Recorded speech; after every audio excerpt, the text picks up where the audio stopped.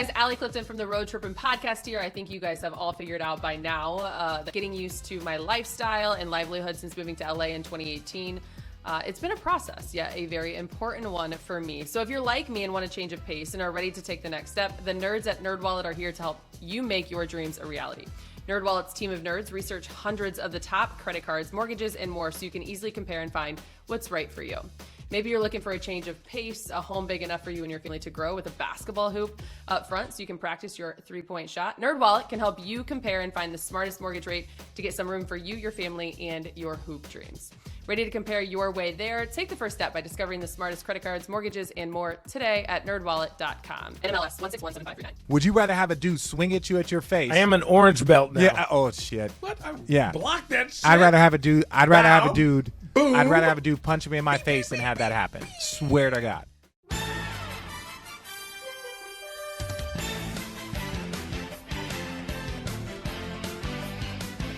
Welcome to this edition of Road Trippin with RJ and Channing. I'm your host, Allie Clifton, Richard Jefferson, Channing FRYE. Guys, it's been a spicy couple of days in the NBA. Obviously, we're in full swing of the NBA playoffs. I know that you guys have a lot that you want to talk about and get off your chest, but I think first, Richard, you would agree with me on this too, and Channing thinks that it's not a big deal, but we're going to make it a big deal because over the weekend, let's recap Mr. Wine Sommelier himself, your chosen family dinner that you had on Saturday, Channing. It was amazing, incredible, exactly what you envisioned in terms of you wanted to bring all your friends and individuals that you respect and love in the industry into one room. Decals on the doors that said chosen family at the AOC. Who are you? Shout out to Chosen. Listen, those are just, Did the you people feel like that a help baller? out. No, not Come really. on. I 'cause felt like nervous. my friend was No. a baller. I felt like my friend was a baller. No, I because did too. the details that have to go into it are like, even for me, if I didn't have like my team or Jake or Nani or Ryan or Henry and Doug help out, it would have looked like shit.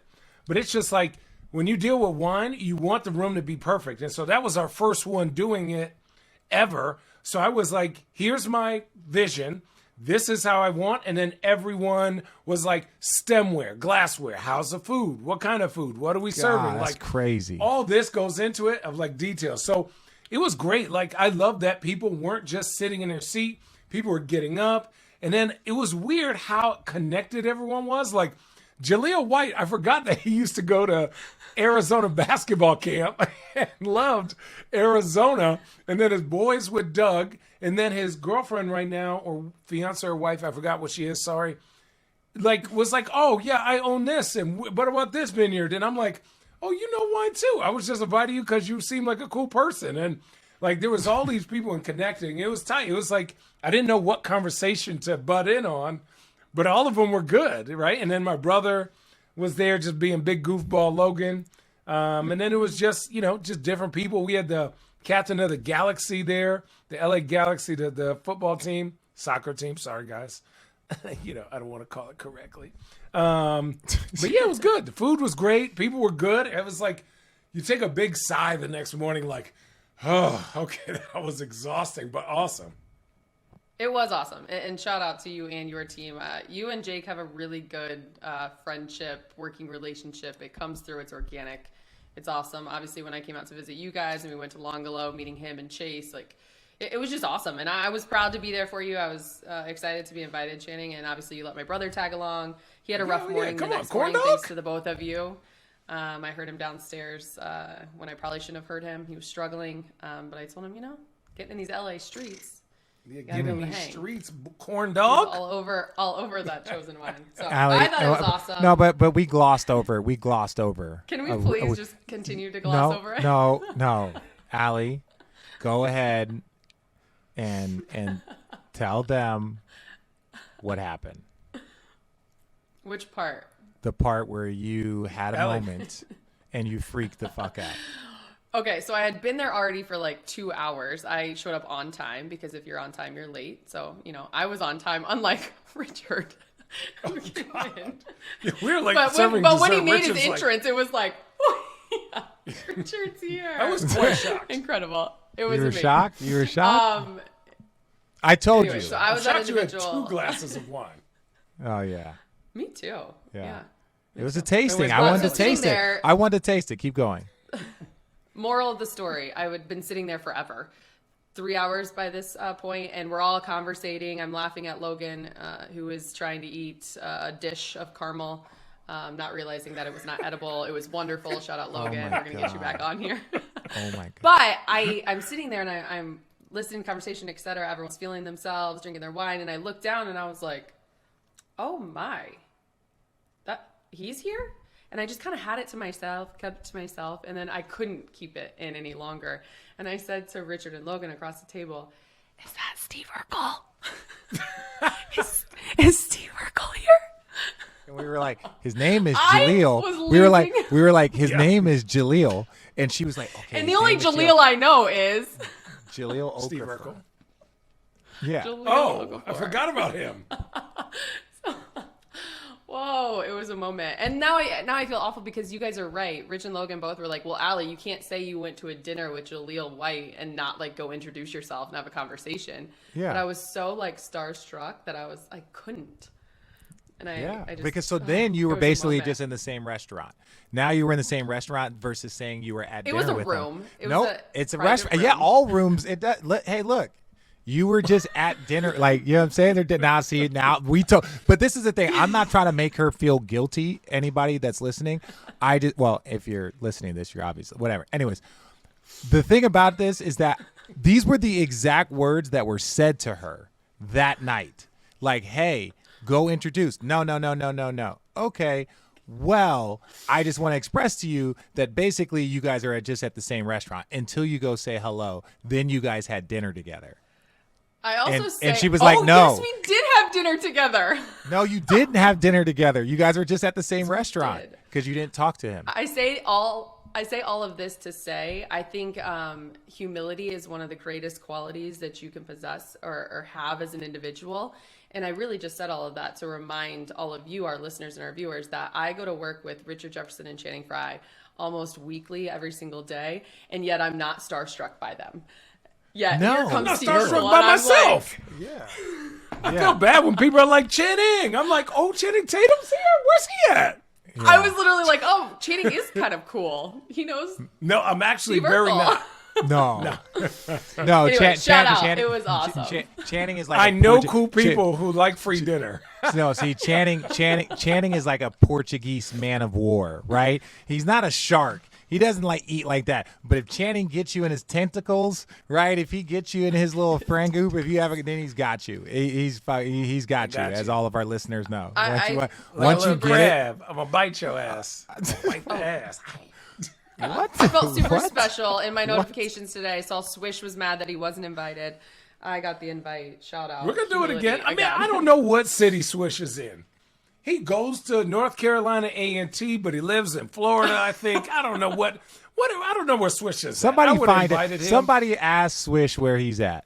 Somebody ask Swish. Where is Swish? Because we'll text him. Swish most of the time be closer to the moon than he is. Jeez. Hey everyone, it's Allie for Nerdwallet again. You still dream about a home with a driveway hoop? Well, what if we told you Nerdwallet can help you take the first step to make those dreams a reality? Nerdwallet's team of nerds research hundreds of the top credit cards, mortgages, and more so you can easily compare and find what's right for you.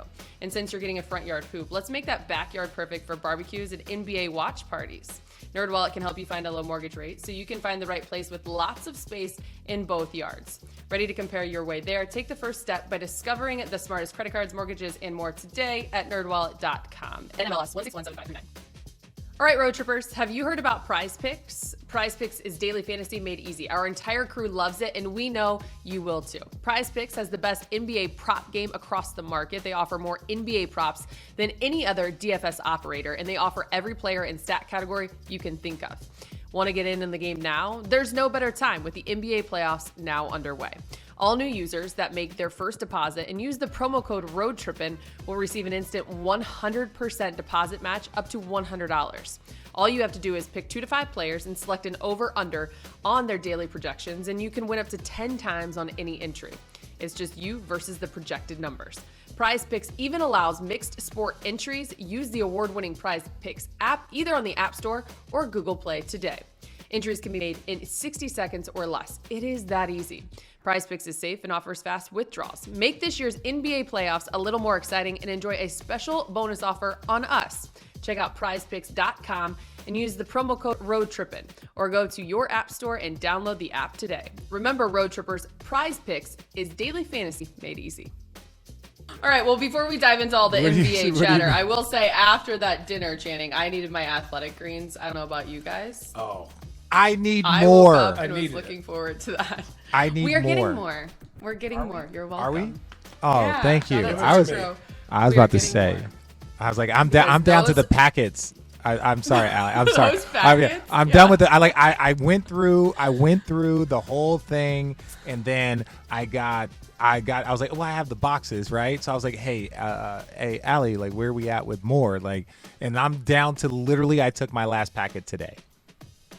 Can I tell you, along with all the 75 vitamins and minerals, the way in which it makes you feel, the energy, the clarity, etc., when I did go to Coachella, the packets and the versatility to be able to travel and not have to carry the canister and use the scoop, dope. Yeah. So, and I know you guys love So it too. dope. We're excited about our next shipment. We want to get you guys involved. So to make it easy, Athletic Greens is going to give you a 1 free supply of immune supportive vitamin D and 5 free travel packs with your first purchase. Travel packs, we just talked about it. All you have to do is visit athleticgreens.com/roadtrippin. Take ownership over your health and pick up the ultimate daily nutritional insurance. Again, go to athleticgreensfam.com/roadtrippin and get started today. All right. Yes. Get started. Let's dive in to all things NBA. I like starting this way, and I know that it's probably the best time to start this way. What has you hot, Richard Jefferson? Oh, don't even start with me. Okay, because you guys Channing, know- what has No, you I'm joking. hot? I'm joking. I like I'm joking. hot takes. I know it is. I am hot. I'm like downplaying to like pump up, because I am. No, in full disclosure, I got on in kind of a hot mess, as I always do. Like, it is statistically impossible to do what I've had a stretch of probably about 2 months of, right? Just utter disarray. Like, today I turned on my thing, and my computer or my camera just didn't want to work. I'm like FaceTime. I'm like, guys, I swear to you guys, it's ridiculous. But so when I get on, I'm hot, and Allie's like, yo. Like, save it for the pod. Save it for the pod. I was hot. So let's go. So let's save it for the pod. Here we The are. Dillon Brooks situation, that people even remotely try and like have even any type of idea other than the fact that he is not a dirty player. He's not. That was a dirty play.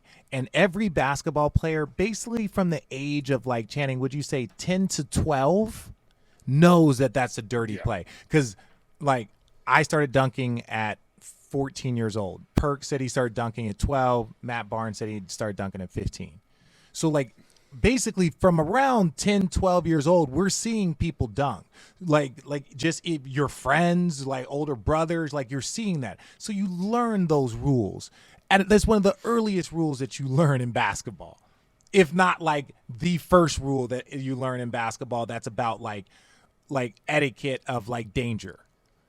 And so, like, when he does that and we say we know what the hell he's doing, it's because we know he knows what he's doing. Not to injure a guy.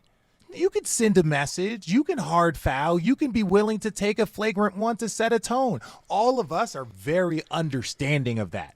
You want to take a flagrant one just to kind of set the tone because you felt like your team needed that type of energy, and you walk around like, what you going to do about it? Fine, we get it. But when you go and do Rasheed that, Wallace. yeah, Rasheed just Wallace. know. Rasheed Wallace used to get a technical during Don't warm-ups. let him miss a call. Yeah, he used to get a technical during warm-ups just to get his bones loose for the game about all the shit he was gonna say. He used to fuck me up. Oh, it was fuck me up. crazy. Because if he missed a call and I went to shoot, I knew he's chopping this arm off. And then just to go yell, just so he can spend more time Just to go to take yell, the time out to to yell yell at the officials. He's like, you missed a call. I'm clubbing him. And it was just a hard foul. Just a club, no flag. It was still, even today, it wouldn't be a flagrant. It would just be a wrap-up foul and just go over just to talk to the official. And it was just, it's hilarious. That's a foul. That's a foul.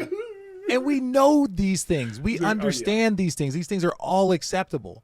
But what Dillon Brooks did, what Grayson Allen did to Alex Caruso, you don't do. Like, that's the things that in a park, you will hear gunshots ringing if you do that in the wrong park. You will, like, people will fight. NBA does not want that because it's like we have to establish that is a penalty, even if a guy's not injured. That is a penalty, an ejection, like all of this shit. Like, that is the number one code. So anybody that has any type of argument that's outside of he knew what he was doing and it was a bad play, he might have mistimed it, got him a little too much and injured. No one, I'll stand on the hill that he wasn't trying to injure anybody. The same way I'll stand on the hill that he knew what he was doing when he hit him. He just didn't think it was going to be like a flagrant 2. But you just don't do that. There's no world in which that exists. And if you try and make an argument, like, as a friend, I'm going to tell you, you will devaluate your opinion in the basketball community forever. At what point, though, can it just be about the play? Why are we, like, coming into this conversation as having to defend, he didn't mean to do that, he didn't want to injure a player? Like, why is that you just said it. He knew what he was doing. Well, no matter what. I know that you're also taught, I mean, I played college ball. I know that you're also taught, too, when a guy goes up, make sure that if you foul them, they don't hit the shot, right? Give them a hard foul. I understand that. But there is a completely different line that you are crossing when an individual, especially of NBA caliber type talent, is off the ground. Oh, and that high Not up. only was he off the ground, he's left-handed. So if you notice, Gary is very left-handed. And when he goes up for the ball, if you notice, you're not getting the ball past this. Yeah. So he said, fuck it. Yeah. And went boop. And we know that. Barely touched the ball. Channing, you know you that. You just got to take a chance. Like, you either got to, if for lefties, you got to meet them straight on. And if you can't meet them sideways with your right hand, you have to go through his head. And if you've never done it, and if you've never done it before, if you're not a part of the very blessed and very fortunate athletic people, and I'm not talking about just NBA players, I'm talking about college players, like high-level high school players. If you've never actually been in this environment where if you are one of those players, it happens 20 times a game where you have to make a decision. Can I go get a block? Can I go to not get a block? And everybody makes mistakes. But when you've gotten to the level of NBA, it's just a reactionary, I know what I need to do or I can't get that. But it's just something that you have to, and Allie, even if you're chasing a girl down and she's going up, that it's going to be next to impossible to be coming from her right side to get to her left hand through her body around to the high point of the ball, and you're behind them. I'm describing it I'm just saying it's next to impossible. I know we're, and the fun part about here is we get to get technical. We get to get technical and say that technically there's 9 layers that you're just no, I'm not going to try. If you were to try that late in the game and it was a tie game, somebody, right? Yeah. If you're going to club somebody, most of the time it's they do the crab dribble and they're pump faking, and you just come down and club them and you go about your business. When somebody is up in the air and you club them from behind, that is the game goes very slow. You have to make what we see in real time in your brain goes, what I assume. Now I am assuming, how can I fuck him up? Is what the thought was. How can I fuck him up? So I'm going to do this. So people swipe over top, right? It wasn't like he hit the top of his head. He didn't graze that bitch. He didn't graze. His ear off. He didn't graze. He didn't graze. He fucked his head up. Right? Because grazing happens. Yeah. Grazing happens. Yes, a lot. And he fucked his head up, which it just shows you can move your arm. Dillon Brooks is a very, very good player. Strong player. Big boy. He's a big boy. Yeah, yes. Love Dillon Brooks. So, to me, you can club somebody and it be, like Richard said, okay, he fucked him up. It's playoffs. Keep it pushing. You want to see how much they want it. That is, like Steve Kerr said, there's a code, and they're going to get physical. Draymond's, elbowing people elbowing Draymond. He don't really care. He flicked the fans off because he was bleeding. He never said, "Oh, that like don't elbow me." Draymond's throwing elbows as much as everyone else. He didn't think it was a dirty and that's play. part of the You game. take It's those fun. stitches with you, like, damn, that sucks. But here we go. I'm coming back into the game. Here we go. Exactly. I just don't. That is. Come on. Yeah, I just don't think when it comes to this now. argument, we need to talk about Dillon Brooks. Dillon Brooks has made a name for himself in terms of the way in which he plays, which is that aggressive, passionate, energetic style. Everyone loves him. You love what he brings to the game. You factor in, if you're anyone that freaking knows basketball, what part of the postseason you are now at, where your team has been all season long. It is about the play. And you gotta look at the play for what the play was, and it's wrong. And this is the thing: as much as Twitter and Instagram and everybody has this opinion on every talk show, I like to view this as like a teaching moment, right? It like just a teaching moment, and it's like, hey, listen, I understand how you can like kind of be like, well, Draymond did hit a guy and pulled him down, and blah blah blah. And it's like, no. This is very uniquely different, and the reason why we know it to be different is because we saw what can happen and how an entire team's season can be shifted. Their best defensive player, one of the best perimeter defenders in the league, is now out for a season where they're going to be going against Ja Morant. Potentially, they'd be going against the best backcourt in basketball in Chris Paul and Devin Booker, and then potentially on the other, or Luka Doncic again, problem. Or you go down and you look again on the other side. Channy's breaking stuff, but it's just like. No. When you here he's gonna put on the Jurassic Park. Love the Jurassic Park shirt. It's hot. Yeah, it's hot. Show the Jurassic Park shirt. But like potentially their entire season gets shifted off of that play. Like the chances of them going and beating Ja Morant, the best backcourt in basketball, or Luka Doncic, and I'm not saying they can't. I'm just saying the percentages go down without Gary Payton. That's how big of a deal he is to their team. What do you think? Think about one play. People forget. Oh, sorry. No, you got it. Yeah. I was gonna say, look at Zaza Pachulia when the ankle incident happened with Kawhi Leonard. And that's just the ankle. That's an ankle. Made a rule. That's a rolled ankle, bro. Give me a rolled ankle over a fractured elbow. Left elbow. What? Because when you're up in the air like that, and on anything can happen. When you're up in the air, you don't know. I literally have a torn wrist. Anything is possible. This is for you, Cleveland. Whatever. I have literally a fractured elbow. I have a fractured wrist from when Chauncey Billups did that to me. I was averaging. This is no lie. I was averaging 23 points a game. Jason Kidd had just got back. Vince Carter, it was his first game. Suck? No. But we made the postseason that year. Vince Carter just got there, so our team was starting to take off. Hence why, we made the postseason. But I was averaging 23 points a game. I was literally probably about 6 weeks from potentially making my first All-Star game, and they were like, "Bro, you need to have surgery immediately." And I was like, and it was all because Chauncey Billups, not a dirty player. That's my boy. Right? He's a great dude, no issue. But it was still a dirty play. It's still a dirty play. Still a dirty play. And I love Chauncey. You'll never change my mind. We'll laugh about this. You'll have your opinion. I'll have my opinion, but I'll never, not calling you a dirty player. Great coach. It's over now.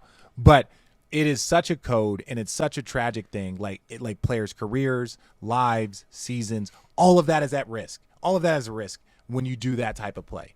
I was saying, I'd rather have somebody punch me in my face on a basketball court than to do that to me. Would you, Channing? Would you rather have a dude swing at you? Right? I'm not talking about just take it. Would you rather have a dude swing at you at your face? I am an orange belt now. Yeah. Oh shit. What?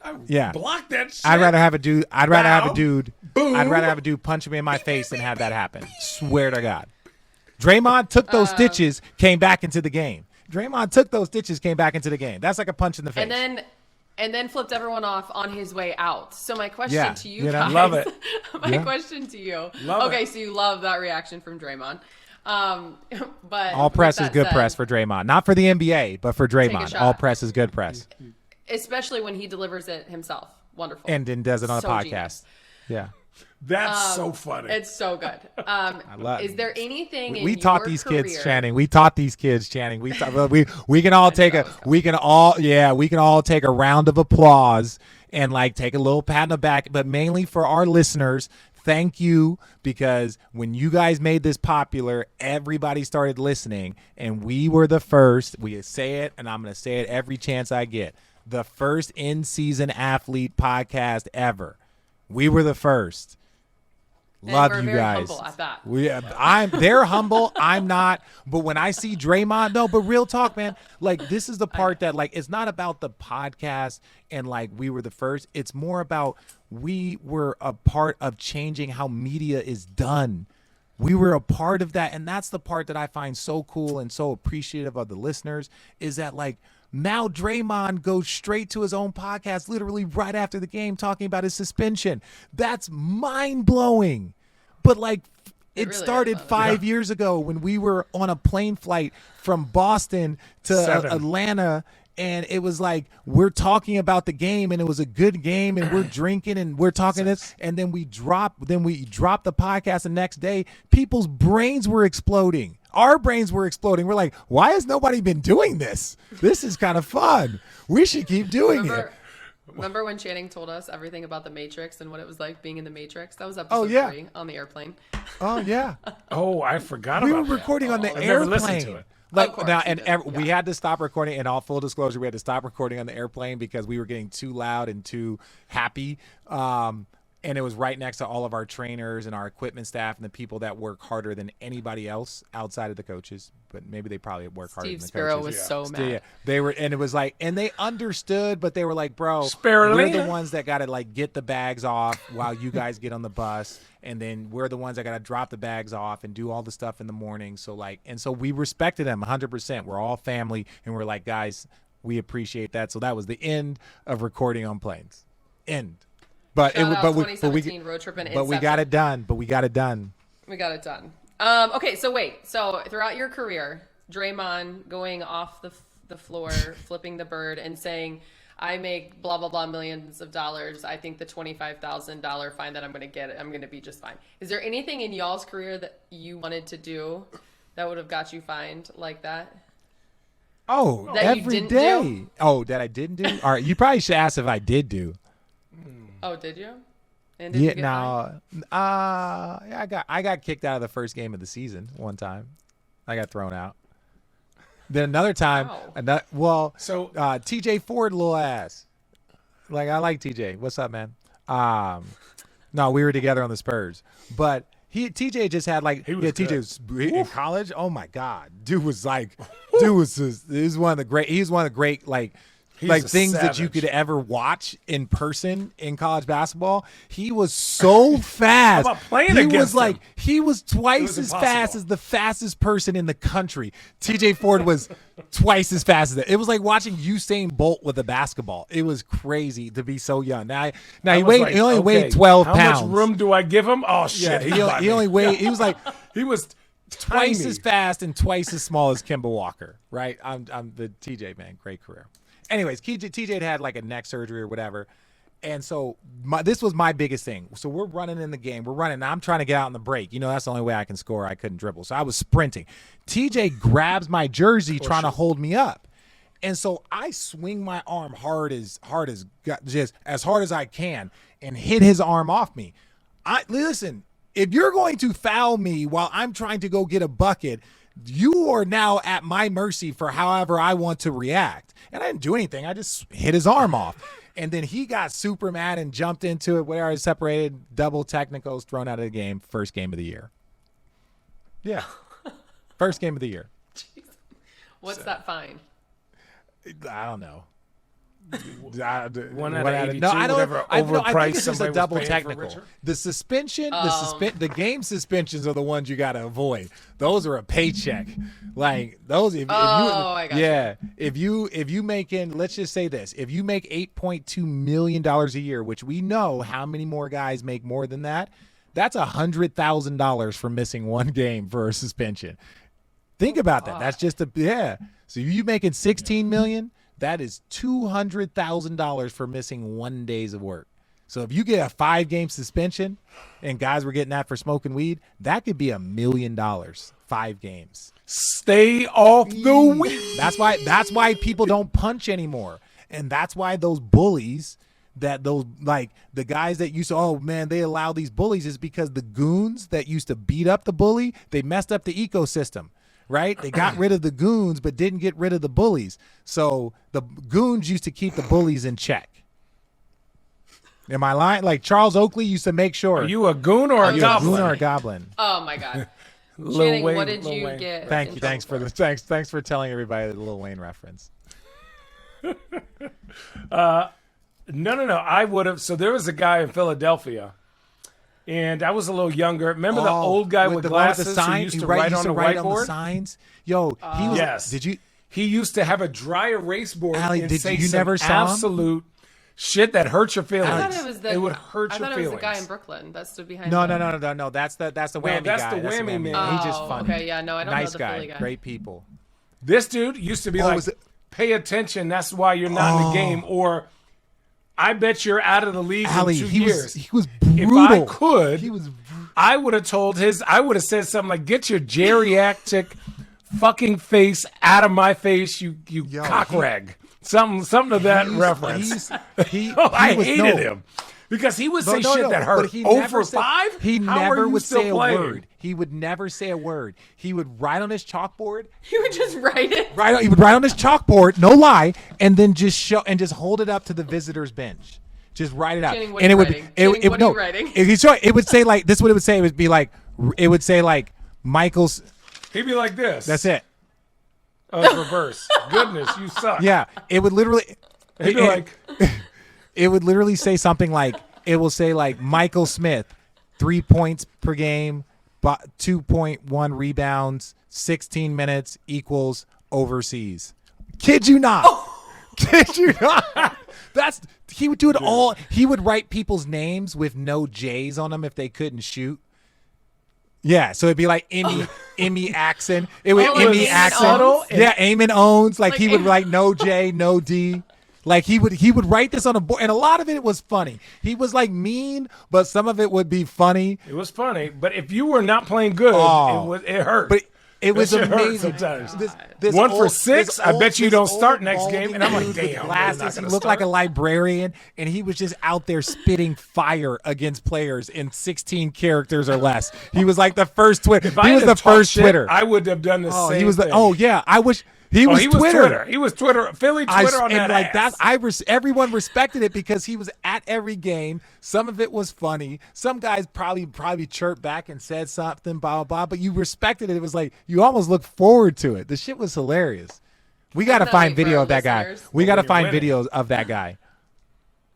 Is he still around? That's what I was going to say. I don't know if he's still Twitter there. I don't man. think he's not still there. It was like, I want to say like during the AI days, he was there all the time.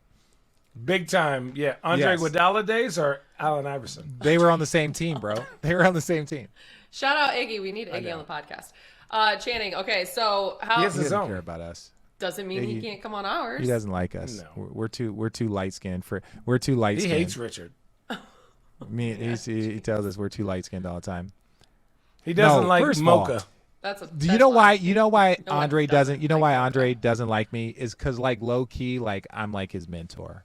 Like I'm like his big brother, right? Like I went to Arizona, and then he was the next super athlete. Smoking? He was the next super athlete after me at Arizona. Then he went to Philly. Then he Andre Iguodala was like top 5 most talented players ever to play at Philadelphia.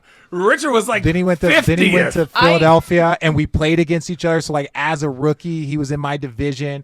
And I used to give him the business because he was young. And Andre was not like a 20-point-a-game scorer. He was like a 15, 7, and 7, like most versatile dude. But I used to give him buckets. I used to crush him. Richard. As a rookie? Yeah, as a rookie. Since you talked about Road Trippin and its inception and how it came to be, etc. On one of the very first podcasts, you delivered a line that has stuck with me for now 5 years. Tell me. Everyone has a scrapbook. Nobody gives a fuck. I know. It's amazing. With that said... What are we doing? Andre Iguodala, if you would like to come on, we can remove Richard. Andre so that you can come on the podcast. Andre just gets nervous around me. Like he gets kind of emotional and nervous around me. I hate you. Okay, no. stop. Iggy, we're not listening. He's going to respond to this in a very I don't mean care. way. What are you talking about? Andre's always mean. Andre sent me a text always mean. Always. Andre sent me a text during the first round of the postseason. He just sent me a text in the middle of the show, and I'm just like, dude, like, stop being mad at 12 a.m. Stop being mad at 12:15 a.m. Andre, what are you doing, bro? You guys, besides your athletic greens, what the hell did you eat today? What'd y'all drink today? Oh, I've been drinking since I got off work. Oh, I had a couple ciders. Yeah, I had 2 White Claws while I was getting ready for this. That's probably why your computer didn't work. Thanks. No, that's not it. That is not, hey, Clizzies. I FaceTime for a reason. Having said that, Channing, Richard got off his hot take. I hope you feel better, by the way. I had to get that off my chest. What are Teaching you moment. seeing in the playoffs right now?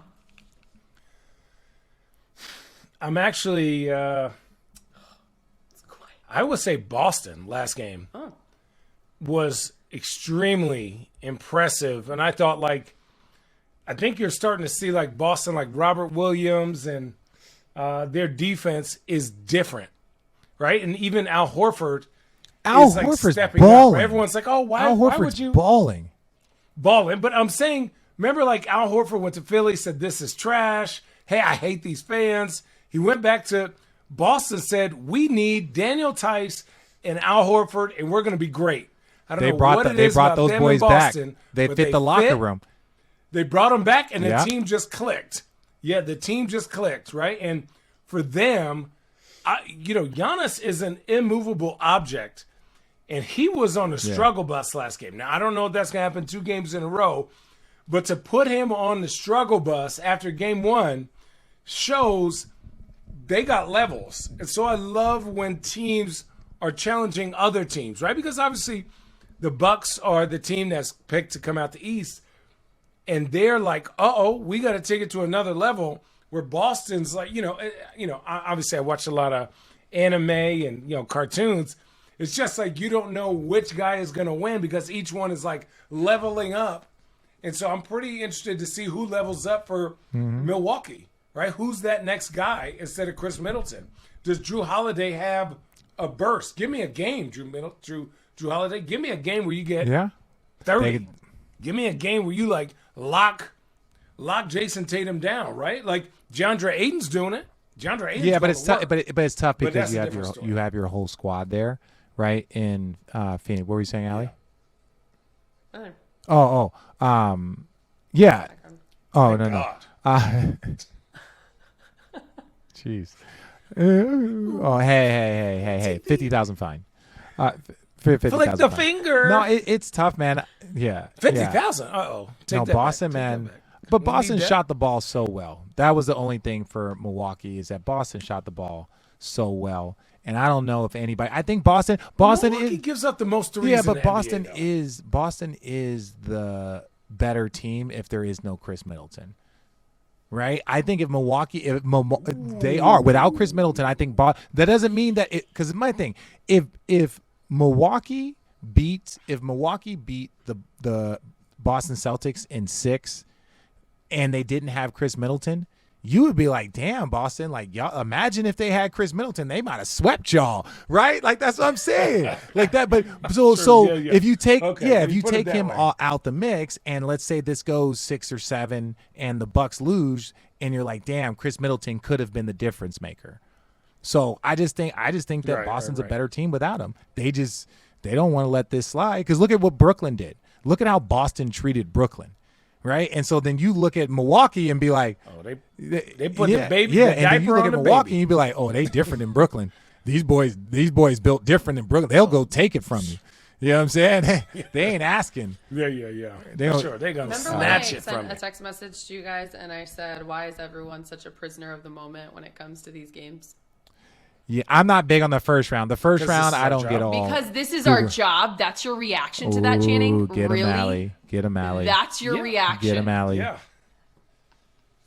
It's my reaction. I want to be a prisoner of the moment. I'm trying to stay present. For somebody who does as much yoga, we need to stay present. This guy's having a full moment. I just You need to get your sound right. What?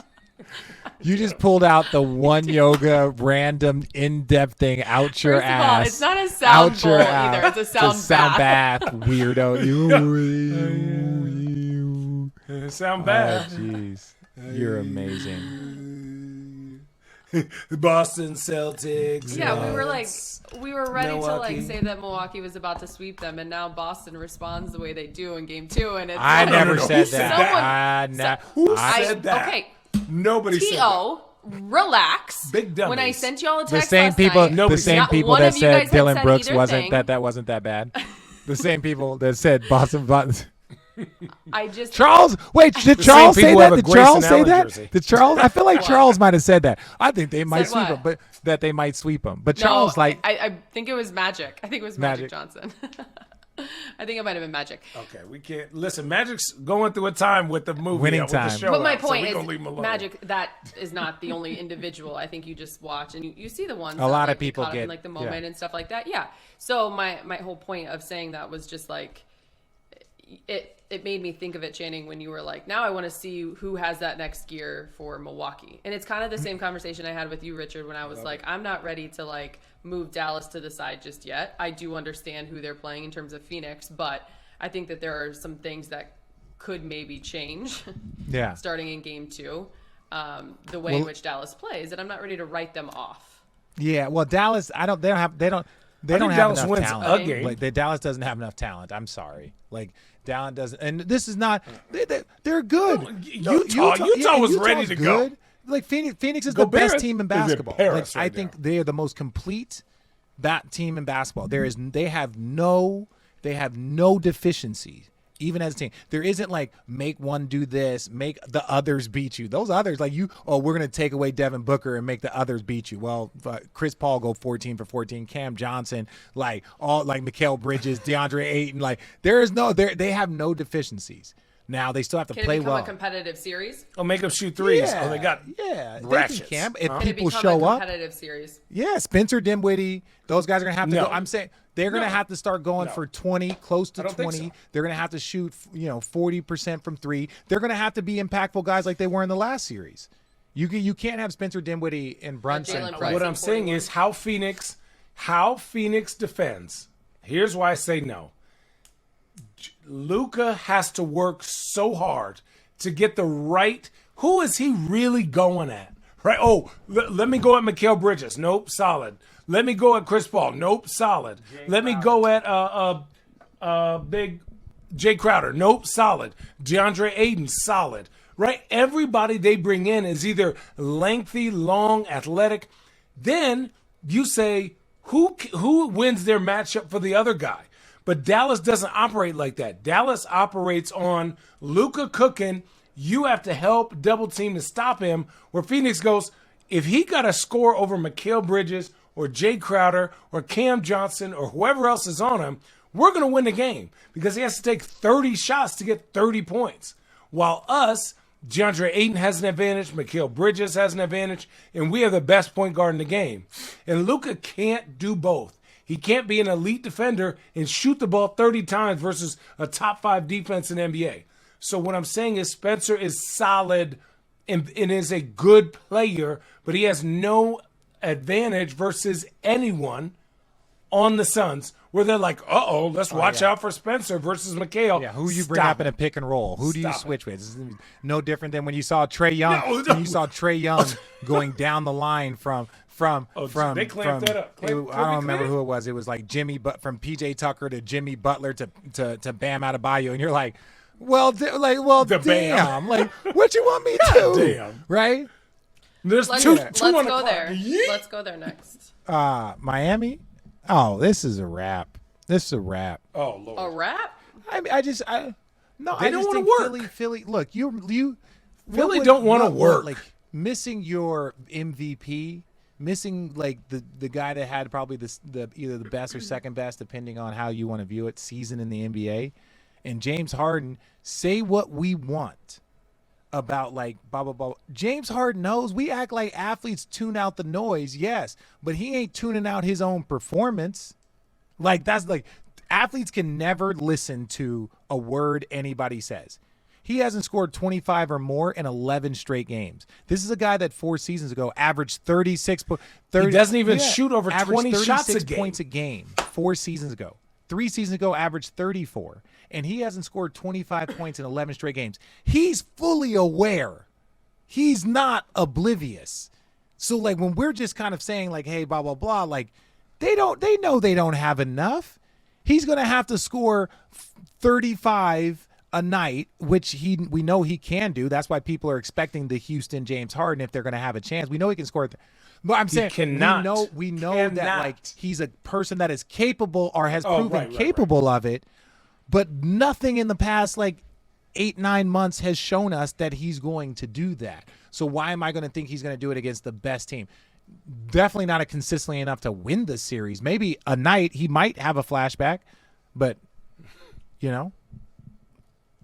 What? No, because one game, I'm saying flashback day, is like one his game. Team needs a point guard. Now, even if he has one game, the way he plays basketball and dominates the basketball to get his points, Miami is okay with, right? Because he has to work so hard. Here's the difference. The Miami Heat are mentally and physically ready to go 12 rounds. The Philadelphia 76ers are not physically and mentally ready to work on every single – no. They're used to being spoon-fed a lot. James Harden used to having a mismatch, bow. Now everyone stands. Tobias gets less shots. Maxey gets less shots. And then James Harden goes, oh, shit, I'm not in condition to do this for 4 quarters because I'm used to diverting everyone. Why do you think he looks to pow all over? You're not Chris Paul, but he is now. He doesn't have the stamina to shoot 25 shots versus an elite team like he used to. It's hard. He just – and we're not saying he's not – Russell Westbrook, we saw struggle this year. He is a great guys player. Have a it happens decline. To everyone. His just went poo, and you can't. Here's what's wild to me that nobody pays attention to. You cannot be asked to be more aggressive publicly on 2 different teams from 2 different MVP caliber players and coaches who have won things and done things, and you don't change a bit. You may give a 20-point game, but as Richard said, no 25-point game. Why? You don't have the conditioning or the stamina, or it's just not in your bones anymore. What? He is a very good starter in NBA. He is not Houston James Harden by any stretch of the imagination. He is still a great player. No one's saying that. But, like, he's aware. He knows he can't do this currently right now. This isn't some this isn't some sort of like shooting slump or just an off night. No, but now understand 36 points a game is kind of like, you know what that's like in my opinion? That's like whenever a running back runs for 2,000 yards, it feels like he just took so much out of his body. Right, he took so much out of his body doing that like he doesn't have this like prolonged career. You often start to see a dip after they hit that 2,000 yards, and then next thing you know, like 2-3 years, like he went up to a peak that not many humans could do. 36 points a game is absurd, and so like maybe he's just exhausted and tired. I don't know. Dude, he was burning the candle. I try not to bring that up. I try other not maybe to bring one or that two burning. elite I know. players. But it's true. You cannot be that good for that long and burn the candle on both ends. And then he tells the story, and you're like, oh, you know, I stayed up all night because I was in the studio. That's fine. You made that decision. But let's be real. You made that decision a lot. There are rumors that he makes that decision a lot. Because this is my thing, Channing. But I'm saying we have. Oh, but this is the truth. There's video. I know, but what I'm saying, Channing, is first of all, we're gonna be honest with our people here. We've all been out till 3 a.m. night before a game. We've all been out 2 a.m. night before the game. We've all like been on like a 3-day LA Miami bender in the middle of a season because the season is 6 months long and you need it. I'm going to be 100% honest with you. Totally. Season's so long. Your injuries, your guys are like just so much stuff. You need that. It's sometimes you got to feel swaggy bonding. In the club. It's a part of it. You spend more time with these guys than you do your own family. Like that's just the reality of it. And so like you need it. So that's why I try not to criticize him, but there are rumors, because I never played with them. There are rumors that like for instance, Channing, before you played with JR, you didn't realize he never drank Hennessy. And his nickname was Hen Dog, right? The Henny King and all these, you know what I'm saying? But you didn't, but I'm saying that was like his nickname. And you're like, it's funny because he doesn't even drink Hennessy. But it's like, you wouldn't, like, you used to ask me, like, what's J.R. Smith funny. like? You were always so fascinated by it. And I'm like, oh, Channing, you would love him. We didn't know that you were going to get but you were like, but you were always seemed like so a cool curious. cat. Everybody I knew from New York, I got word on the street that Jared's a cool cat. I'm like, hey, what is he like? And this You're like, dude, you love him. I'm like, but I'm yeah, saying okay, this was Jared's before my you guy. got traded, because you were like, yo, what's it like playing with JR? Because JR had a bit of a reputation as a goofball and all these things. Because so you were curious. Then all of a sudden you get on the same team with him. Yeah. JR is one of your favorite teammates of all time, because he's a great dude. He just acts like a goofball sometimes. For sure. Channing is so that's why when He is people one of the start most saying that, talented like, oh, players of James all Harden time. parties, I'm That's like, crazy. bro. Yes, I know Yeah, that he can take a deserves toll, special. but like, Yeah. if I don't see it, I don't like to Okay, really. but we can't compare. That's just me. Here's what I'll say. You know. I will say this, Richard. I do know. JR and Richard and Channing partying and lighting the candle at both 36, ends is yeah. different than an MVP caliber player. 36 points a night, lighting it on both ends. Because, and here's what I'll say: it's not right or wrong, but what I have Gaining seen weight in and my losing many weight. years of playing basketball, Gaining weight and That losing weight, burns- that takes a lot of Oh, toll dude, out of you your can't do body. and then needing that usage rate, he left the Nets. And you saw him Because he was running trying to drop the stairs. weight. He's trying And to I'm drop like, the weight, hold up trying to now. get elite. You're a But that starting if point you're guard. you're trying to drop the exhausting. weight You're and but I'm pace saying you're it. exhausting And yourself starting trying to do point, it. Channing, you're not out here like criticizing James Harden for his off. Your point is No. when you're that kind of player, you're held to that kind of standard. And when these things are out there and there are images and there are videos, et cetera, it's all a part of what is going to be discussed and talked about when the results aren't showing up as Absolutely. expected. Yeah. With that said, Take take a a drink. shot. of When Hennessy. needed now. Feel free. Oh. Shout out JR. Two-part question to this before we wrap this part up on Miami and Philly. One, in NBA circles, how much credit when it comes to Miami does Spo and Pat Riley receive from like player circles? And two, how much does Doc Rivers weigh into not necessarily James Harden, but when you look at this series and obviously the narrative out there that he's kind of being ran circles around when it comes to the coaching side of Not in this series. He's not getting run coaching. Not in this series because one. I'm sorry. Yes, you're right. No, Correct. no. I said the narrative in which he addressed. The, okay. Thank you for Okay. As far as addressing it, I get it because I remember his team that shouldn't have been up. You know what people don't talk about? What T Mac famously said. Do you know what he said, Allie? When T Mac and Doc Rivers were up 3-1, right? Oh yes. You remember what did he say? Doc Rivers, or no? T Mac goes on the podium. No, on the podium he goes, man, it's going to be really good to get to the second. Feel good to get to the second round. He said this. Yeah. Oh yeah. Yeah. So that's what I'm saying. But for people that might not know, and then they proceeded to lose three games in a row. But they were they were losing to the number one seed that turned up the heat.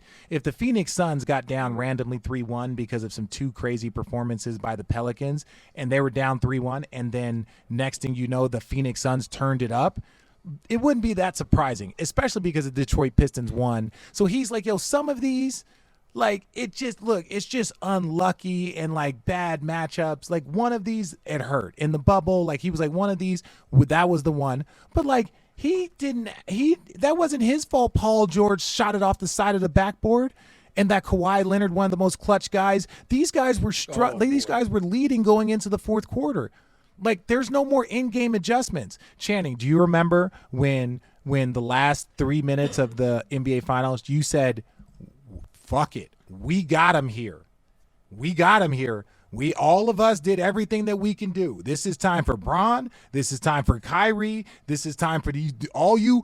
Don't look at the $2 million guys, the minimum salary guys. You motherfuckers that's making $40 million, go get it. This is why. This is like we got you here. Like We Channing, served you the you platter. shot You the gotta ball well eat in now. Atlanta, and like Shum, Get 'em, everybody dogs. had their moments to get our monsters there.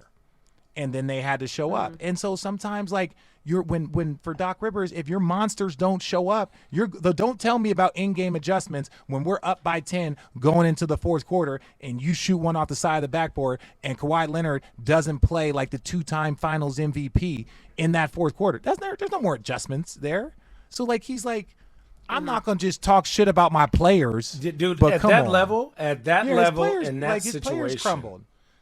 Yeah, at that level, at that situation, shit moves again.